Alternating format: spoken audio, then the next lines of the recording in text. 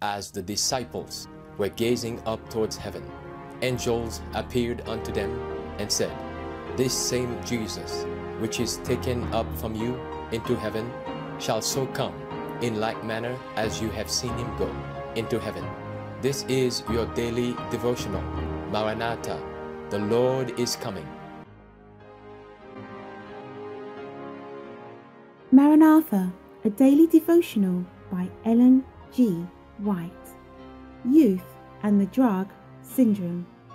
Rejoice, O young man, in thy youth, and let thy heart cheer thee in the days of thy youth, and walk in the ways of thy heart, and in the sight of thine eyes. But know thou that for all these things God will bring thee into judgment. Ecclesiastes 11, verse 9. Satan was the first rebel in the universe, and ever since his expulsion from heaven, he has been seeking to make every member of the human family an apostate from God, even as he is himself. He laid his plan to ruin man, and through the unlawful indulgence of appetite, led him to transgress the commandments of God. He tempted Adam and Eve to partake of the forbidden fruit, and so accomplished their fall and their expulsion from Eden. How many say, if I had been in Adam's place, I would never have transgressed on so simple a test. But you who make this boast have a grand opportunity of showing your strength of purpose, your fidelity to principle under trial. Does God see no sin in your life?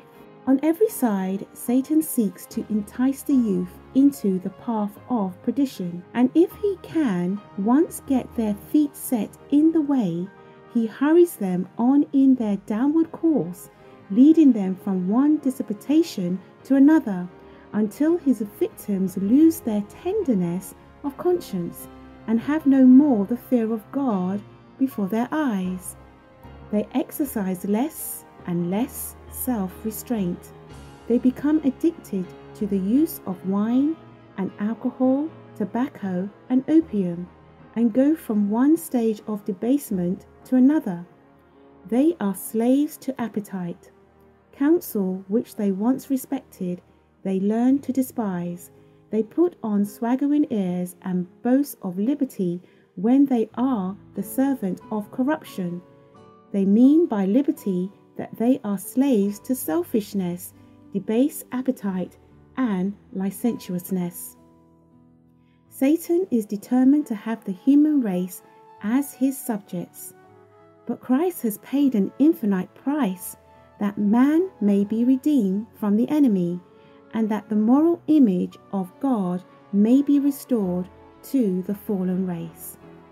Fallen men may through Christ find access to the Father, may have grace to enable them to be overcomers through the merits of a crucified and risen Saviour.